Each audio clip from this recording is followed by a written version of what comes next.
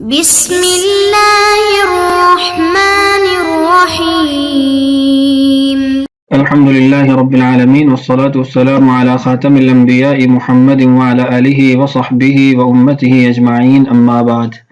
عزیز طلباء کرام، ہم نے تسہیل الادب کے اسباق شروع کیے تھے اور میں نے آپ کو ابتدا میں بارہا یہ بات کہی ہے کہ یہ اسباق پڑھنے کا مقصد وہ عربی زبان پر قدرت حاصل کرنا ہے، لکھنے کے اعتبار سے بھی اور بولنے کے اعتبار سے بھی۔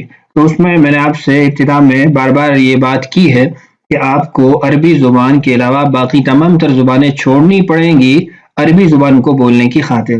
تو وہ قاعدہ اور کلیہ اب بھی آپ کے ذہن میں رہنا چاہیے، اور ہم اسم سے متعلق جو مباحث پڑھ رہے تھے یکے بعد دیگرے ہم ترقی کی طرف جا رہے ہیں، آگے کی طرف بڑھ رہے ہیں۔ سب سے پہلے ہم نے اسم کو جانا تھا اور کچھ اسماء کو یاد کیا تھا، پھر اس کے بعد دوسرے سبق کے اندر ہم نے معرفہ اور نکرہ کی بحث کو پڑھا تھا اور اس کے ساتھ معرفہ اور نکرہ بنانا بھی سیکھا تھا اور الفاظ بھی یاد کیے تھے۔ آج ہم جو تیسرا سبق پڑھنے لگے ہیں وہ ہے مذکر اور مؤنث کے اعتبار سے، تذکیر اور تانیث کے اعتبار سے۔ ہر زبان کے اندر کچھ الفاظ مذکر استعمال ہوتے ہیں، کچھ الفاظ مؤنث استعمال ہوتے ہیں۔ پھر مؤنث میں کچھ تو وہ ہے جو حقیقی طور پر مؤنث کہلاتے ہیں اور کچھ حقیقی طور پر مذکر کہلاتے ہیں، جیسے مرد ہے، عورت ہے، نر ہے، مادہ ہے۔ اب یہ وہ چیزیں ہیں جو حقیقی طور پر مذکر ہوتی ہیں، لیکن کچھ چیزیں وہ ہوتی ہیں جو زبان کے اندر مذکر اور مؤنث بولی جاتی ہیں، حقیقت سے ان کا کوئی تعلق نہیں ہوتا۔ مثال کے طور پہ ہم کہتے ہیں سورج طلوع ہوا، اب ہم سورج کو مذکر استعمال کرتے ہیں، اور ایسے ہی ہم کہتے ہیں بارش برسی، بارش برس رہی ہے، اب بارش کو ہم مؤنث استعمال کرتے ہیں۔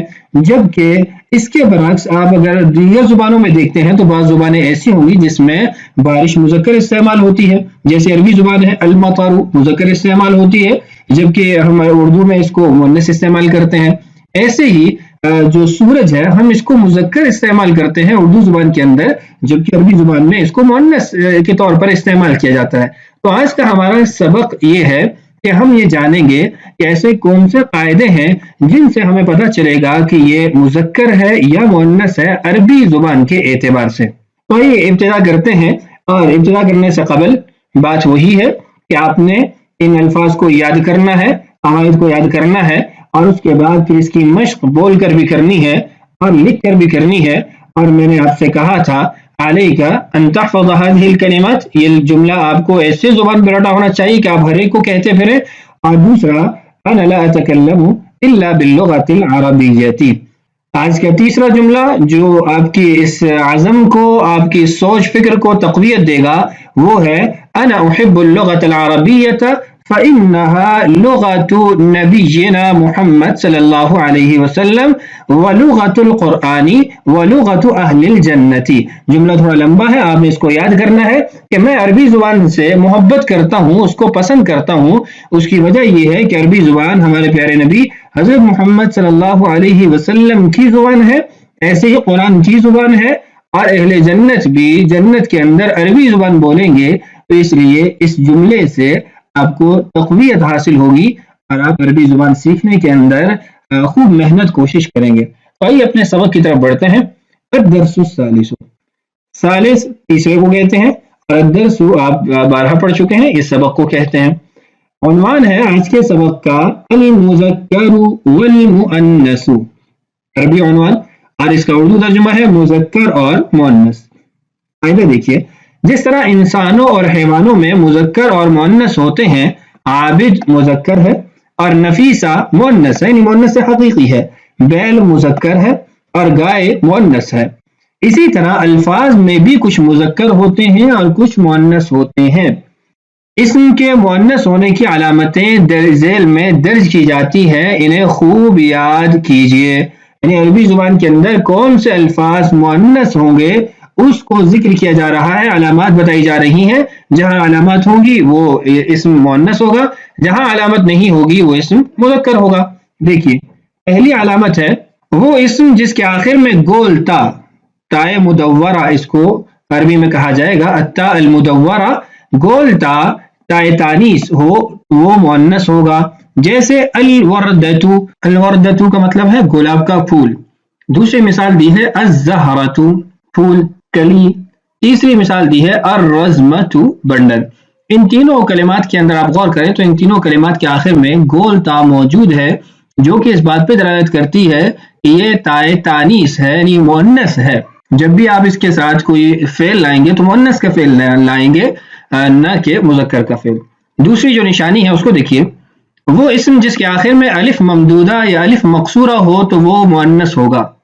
الف ممدودہ اس الف کو کہتے ہیں جس کے بعد حمزہ ہو, یہ الف کھینچ کر پڑھا جاتا ہے, جیسے حمراء حمراء. اب الف ہے اس کے بعد حمزہ ہے تو اس الف کو الف ممدودہ کہیں گے اور یہ بھی مؤنث ہونے کی علامت ہے کلمہ کی, جس کا مطلب ہے سرخ. دوسری مثال دی ہے زہراء, آب و تاب والی. اب الف ہے اور اس کے بعد حمزہ ہے اور اس کو کھینچ کے پڑھا جا رہا ہے تو یہ بھی تانیث کی علامت ہے. اور الف مقصورہ کے بعد حمزہ نہیں ہوتا, یہ الف کھینچ کر نہیں پڑھا جاتا, جیسے حسنہ. اب حسنہ اس کے آخر میں الف جو یعنی کھڑی زبر کی صورت میں موجود ہے, یہ موجود ہے, اس کو الف مقصورہ کہتے ہیں. چونکہ ممدودہ کا مطلب ہوتا ہے کھینچنا, اس لیے پہلے کہا گیا کہ یہ الف کھینچ کر پڑھا جاتا ہے, اور مقصورہ یہ اس کا مطلب ہے قصر کرنا, کم کرنا. تو اس کو یعنی ممدودہ کی ضد ہے, اس کو کھینچ کر نہیں پڑھا جاتا بلکہ اس کو مقصور پڑھا جاتا ہے, اور ہم کہیں گے حسنہ یہ بھی مؤنث ہونے کی کلمہ کی علامت ہے. دو علامات ہو گئی, پہلی تائے مدورہ, دوسری الف ممدودہ یا الف مقصورہ ہو. تیسری علامت وہ اسم جو عورتوں کے لیے استعمال ہوتا ہو وہ مؤنث ہوگا. یعنی ایک تو ہے حقیقی مؤنث, نام ہی عورت کا ہے, ایک ہے کہ ایسا کلمہ جو عورت کے لیے کسی وصف کو ظاہر کرنے کے لیے استعمال ہوتا ہے, جیسے الاخت بہن. اب اس کے آخر میں گول تا بھی نہیں ہے, الف مقصورہ یا الف ممدودہ بھی نہیں ہے, لیکن یہ مؤنث کے لیے استعمال ہوتا ہے تو اس کو مؤنث کہا جائے گا. جب بھی کوئی فعل استعمال کریں گے تو وہ مؤنث کا آئے گا. ایسے ہی الام ماں, زینب یہ تو صراحتاً لڑکی کا نام ہے, یہ تو مؤنث حقیقی ہو جائے گا. رقیۃ یہ بھی لڑکی کا نام ہے. چوتھے نمبر پہ ملکوں, شہروں اور قبیلوں کے نام اکثر مؤنث ہوتے ہیں, یعنی یہ قاعدہ کلیہ نہیں ہے, اکثر مؤنث ہوتے ہیں. جیسے پاکستان, پاکستانو, دو پیشیں نہیں پڑھیں گے, ایک پیش پڑھی جائے گی پاکستانو. مصر اس پہ بھی ایک پیش پڑھی جائے گی. الہند, الشام, یہ کلمات یہ مؤنث سے استعمال ہوں گے, ملکوں کے نام ہیں. کراچی, دمشق, ملتان یہ شہروں کے نام ہیں, یہ بھی مؤنث استعمال ہوں گے. قریشن, اوسن, خزرجن یہ قبیلوں کے نام ہیں, یہ سب مؤنث ہیں. یعنی ملکوں, شہروں اور قبیلوں کے اکثر نام مؤنث ہوتے ہیں, کچھ نام جو ہیں وہ مذکر ہوتے ہیں. پانچویں علامت ہے جسم کے وہ ظاہری اعضاء جو دو یا دو سے زائد ہیں ان کے نام بھی غالباً مؤنث ہیں. جیسے الاذن کان, اس کی جمع ہوگی الاذان, تو کان چونکہ جسم میں دو ہوتے ہیں تو اس لیے یہ مؤنث استعمال ہوگا. العین آنکھ, اس کی جمع ہے اعین. السن دانت, اس کی جمع ہے اسنان, اور یہ چونکہ دو سے زائد ہے, دو یا دو سے زائد جتنے بھی اعضاء ہوں گے وہ سارے مؤنث استعمال ہوں گے. الشفۃ ہونٹ, اور اس کی جمع ہے شفاہ, یہ بھی چونکہ دو ہوتے ہیں انسان کے جسم کے اندر تو یہ بھی مؤنث ہوگا. الاصبع انگلی, جس کی جمع ہے الاصابع, یہ بھی مؤنث استعمال ہوگا چونکہ ایک سے زائد ہے. الید ہاتھ, ایادی اس کی جمع ہے. الرجل پیر, ارجل اس کی جمع ہے. القدم پاؤں, اس کی جمع اقدام. الرکبۃ گھٹنا, یہ بھی چونکہ دو ہیں تو اس لیے یہ بھی مؤنث استعمال ہوگا. الساق پنڈلی, یہ بھی دو ہے تو اس لیے بھی مؤنث استعمال ہوگا. الفخذ ران, یہ بھی مؤنث استعمال ہوگا. لیکن الحاجب ابرو اور الخد گال یہ دونوں مذکر اسم ہیں, کیونکہ اوپر کہا تھا نا کہ ان کے نام بھی غالباً مؤنث ہیں. اب غالباً کا مطلب یہ تھا کہ اکثریت مؤنث ہے, کچھ ایسے بھی ہیں جو دو اعضاء ہوتے ہیں لیکن وہ مذکر استعمال ہوتے ہیں, تو اس کی دو مثالیں دی ہیں, الحاجب ابرو اور الخد گال, یہ دونوں مذکر استعمال ہوں گے. چھٹی علامت دیکھیے, بعض اسماء ایسے بھی ہیں کہ ان میں مؤنث کی کوئی علامت نہیں لیکن عرب انہیں مؤنث استعمال کرتے ہیں, جن میں سے چند درج ذیل ہیں. ارض زمین, دار گھر, شمس سورج, حرب لڑائی, ریح ہوا, نار آگ, خمر شراب, سوق بازار, نفس جان, بیرون کنواں. بیرون بھی پڑھ سکتے ہیں, بیرون بھی اس کو پڑھ سکتے ہیں. یہ جو چھٹے نمبر پہ ہم نے علامت پڑھی ہے یہ علامت نہیں ہے, اس کو مؤنث سماعی کہا جاتا ہے. کہ عرب کو ان الفاظ کو استعمال کرتے ہوئے یوں ہی دیکھا گیا ہے کہ عرب ان الفاظ کو مؤنث استعمال کرتے ہیں اور ان میں مؤنث کی کوئی علامت نہیں ہے، نہ ان کے آخر میں تاء مدورہ ہے، نہ الف ممدودہ ہے، نہ الف مقصورہ ہے، اس طرح کی کوئی بھی ان کے اندر علامت نہیں پائی جا رہی، اس کے باوجود ان کو مؤنث استعمال کرتے ہیں۔ ان کو صرف یاد کر کے ہی انسان معلوم کر سکتا ہے، یعنی ان کو زبانی یاد کرنا پڑتا ہے، قاعدے کے تحت یا کسی قیاس کے تحت یہ معلوم نہیں ہوتے۔ اچھا، اسم مذکر کی علامت یہ ہے کہ اس میں تانیث کی کوئی علامت موجود نہ ہو، جیسے المطر، یعنی جس میں مؤنث کی علامت نہیں ہے تو وہ پھر مذکر ہی ہے۔ تو جتنے بھی کلمات ہیں جن میں یہ علامات جو ہم نے پڑھی ہیں نہیں پائی جائیں گی تو ہم اس کو مذکر کہیں گے۔ المطر بارش، السحاب بادل، ایسے ہی مردوں کے لیے جو اسماء استعمال ہوتے ہیں وہ بھی مذکر ہوتے ہیں، یہ بڑی اہم بات ہے۔ اگرچہ ان کے آخر میں تا ہو، یعنی گول تا، التاء المدورہ، اگرچہ اس کے آخر میں ہو، اس کے باوجود اس کو مذکر ہی استعمال کریں گے۔ اس کی وجہ یہ ہے کہ یا تو وہ کسی مرد کا نام ہے، مذکر حقیقی ہے، اگر نام نہیں ہے تو وہ اس کے لیے بولا جانے والا کلمہ ہے، جیسے ہم نے الاخت، الام وغیرہ پڑھا ہے نا، تو وہ کسی بطور وصف استعمال ہوتا ہے۔ ایسے ہی کوئی نہ کچھ نام ایسے ہیں جو دیکھنے میں بظاہر آپ کو مؤنث کی علامت ان میں نظر آئے گی، لیکن وہ کسی مذکر کا حقیقی نام ہوگا یا اس کے لیے استعمال ہونے والا وصف ہوگا۔ دیکھیے، جیسے طرفتو ایک شاعر کا نام ہے، طلحتو ایک مرد کا نام ہے، ایسے ہی حمزتو یہ بھی مرد کا نام ہے، ایسے بہت سارے اسماء آپ کو مل جائیں گے۔ خلیفتن مسلمانوں کا بادشاہ، دیکھنے میں تو آپ کو آخر میں گولدہ نظر آ رہی ہے التاء المدورہ، لیکن ہم اس کو مذکر استعمال کرتے ہیں کہ یہ ایک مرد کے لیے مستعمل کلمہ ہے۔ علامتن یعنی علامہ فلاں ہم اردو میں بھی استعمال کرتے ہیں، بہت بڑا عالم کے لیے کلمہ استعمال ہوتا ہے۔ تو اب ان اسماء کے آخر میں گول تا موجود ہے، تاء مدورہ موجود ہے، لیکن اس کے باوجود یہ مؤنث نہیں ہے کیونکہ یہ مردوں کے لیے بولے جاتے ہیں۔ اب اس کے بعد ایک قاعدہ آپ کو بتایا گیا ہے کہ کسی اسم کو یعنی وہ مذکر ہو مؤنث بنانا ہو تو اس کے لیے آپ کیا کریں گے۔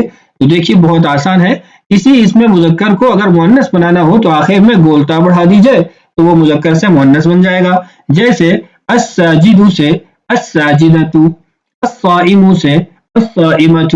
الساجد کہتے ہیں سجدہ کرنے والا مرد، الساجدۃ سجدہ کرنے والی عورت، الصائم روزہ رکھنے والا مرد، الصائمۃ روزہ رکھنے والی عورت۔ ایسے ہی المسلم اسلام لانے والا یا مسلمان مرد، المسلمۃ مسلمان عورت، المؤمن المؤمنۃ، بس گول تا آخر میں آپ بڑھائیں گے تو وہ مذکر سے مؤنث کی طرف کلمہ منتقل ہو جائے گا۔ تو آج کی اس ویڈیو کے اندر ہم نے جو تذکیر دانش کے قاعدے تھے وہ پڑھ لیے ہیں، اس کے بعد امثلہ ہے اور مشق ہے، اس کو انشاءاللہ ہم اگلی ویڈیو پہ موقوف کرتے ہیں، اس میں انشاءاللہ امثلہ اور جو ہماری مشق ہوگی اس کو ہم پڑھیں گے۔ لیکن اس ویڈیو کو مکمل کرنے سے پہلے میں جملہ دوبارہ دہرا دیتا ہوں، کوشش یہ ہے کہ ہر ویڈیو میں آپ کو کچھ عربی جملے ایسے ضرور بتائے جائیں، بولے جائیں، جس سے آپ کی ہمت مضبوط رہے، آپ کے جذبے قوی رہیں اور آپ عربی زبان سیکھنے کی کوشش کرتے رہیں، بولنے کی کوشش کرتے رہیں۔ تو میں نے جو جملہ آپ سے بولا تھا وہ جملہ آپ کے ذہن میں تو ضرور ہوگا، پھر بھی دہرا دیتا ہوں۔ انا احب اللغة العربية فإنها لغة نبينا محمد صلی اللہ علیہ وسلم ولغة القرآن ولغة اہل الجنة۔ مجھے عربی زبان سے محبت ہے، اس کی وجہ یہ ہے کہ عربی زبان محمد رسول اللہ صلی اللہ علیہ وسلم کی زبان ہے اور قرآن کی زبان ہے اور اہل جنت کی زبان ہے۔ آج کی اس ویڈیو میں جہاں تذکیر تانیث آپ نے پڑھی ہے وہاں پر یہ جملہ بھی آپ نے یاد کرنا ہے، بار بار بولنا ہے اور بار بار اس کا اظہار کرنا ہے، تاکہ شیطان یا آپ کے اندر کی سستی ہو یا کسری یا کوئی بھی ایسا یعنی اثر یا کوئی ایسا عامل جو آپ کو عربی زبان سے روکنے والا ہو وہ آپ سے دور رہے۔ تو آج کی اس ویڈیو میں اتنا کافی ہے، اگلی ویڈیو میں انشاءاللہ ہم اس سبق کو مکمل کریں گے۔ اللہ تعالی ہم سب کا حامی و ناصر ہو، اللہ تعالی ہمیں عربی زبان بولنے کی سیکھنے کی توفیق نصیب فرمائے اور جو رکاوٹیں ہوتی ہیں ان کو ہم سے دور رکھے۔ السلام علیکم ورحمۃ اللہ وبرکاتہ۔